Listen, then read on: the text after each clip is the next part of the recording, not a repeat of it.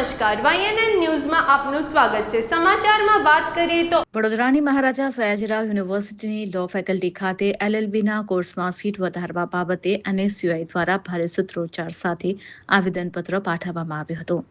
LLBના કોર્સમાં 240 જેટલી સીટ છે।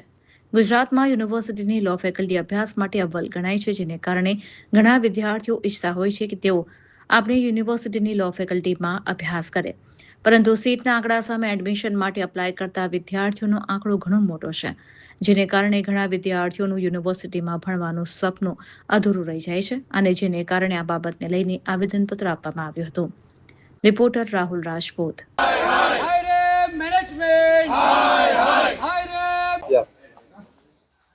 આજરોજ NSUI દ્વારા લો ફેકલ્ટી ખાતે આવેદનપત્ર આપવામાં આવ્યું।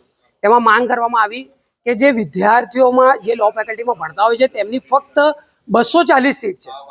ગયા વખતે NSUI રજૂઆત કરી હતી અને માંગ કરી હતી કે જે 240 સીટ છે તેમાં વધારો કરવામાં આવે, પણ યુનિવર્સિટીના સત્તાધીશો દ્વારા કહેવામાં આવ્યું કે જે BA LLB નો કોર્સ ચાલે છે તેમાં સીટ વધારવામાં આવશે, LLB માં નહીં, કારણ કે BA LLB નો કોર્સ એ સેલ્ફ ફાઇનાન્સ અને પ્રાઇવેટ કોર્સ છે।